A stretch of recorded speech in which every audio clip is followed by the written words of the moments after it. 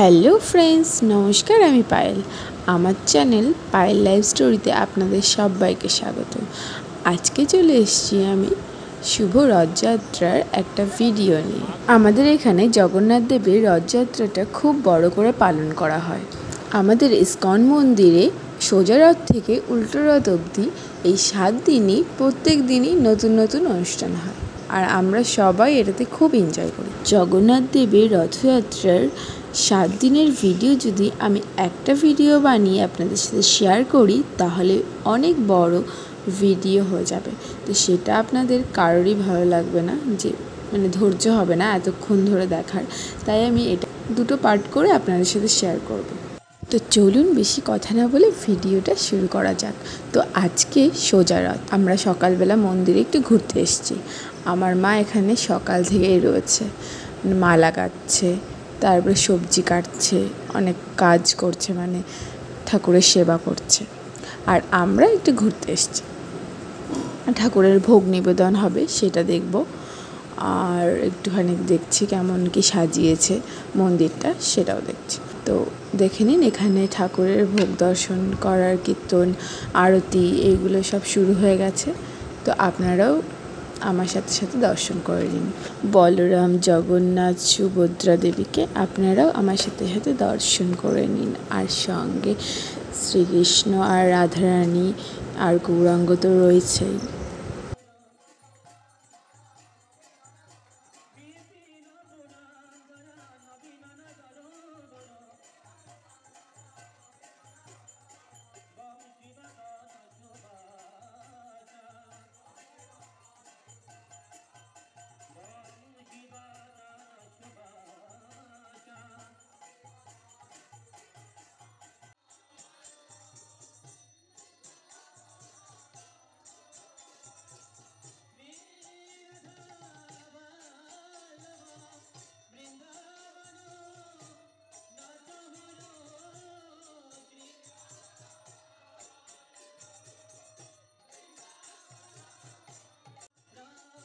তো আমরা ভোগ দর্শন করে ঠাকুরের আরতি দেখে বাড়িতে চলে এসেছিলাম।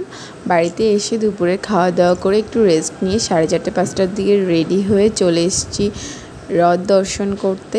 তো প্রচুর পরিমাণে ভিড় হয়েছিল, অনেক দূর দূর থেকে লোক এসেছিলো রথ দর্শন করতে, রথের দড়ি টানবে। আবার রোড শো হয়েছিল, অনেক ধরনের নৃত্য করছিল ঠাকুরের সামনে।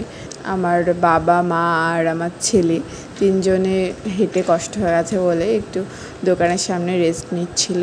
আর সাথে ওর ফ্রেন্ডকেও পেয়ে গেছে, এখানেই ওদের বাড়ি, রাস্তায় দেখা হলো। তো তারপর আমরা বাড়ি চলে এসেছিলাম। আমার ছেলে যেহেতু অনেক ছোট, তাই ওর কষ্ট হয়ে গেছিলো বলে আমরা আর মন্দিরে যাইনি, আর রথের সাথেও আর ঘুরিনি।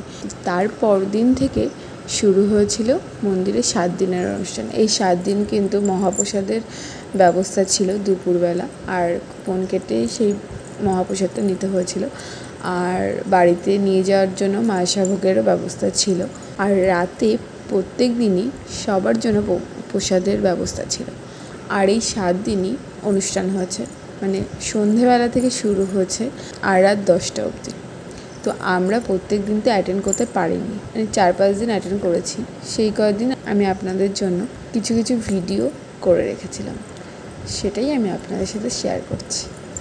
আশা করছি আপনাদের সবার খুব ভালো লাগবে। আর ভিডিওটা পুরোটা দেখার অনুরোধ রইল। আর ভিডিওটা যদি ভালো লাগে তাহলে একটা লাইক অ্যান্ড শেয়ার করে দেবেন।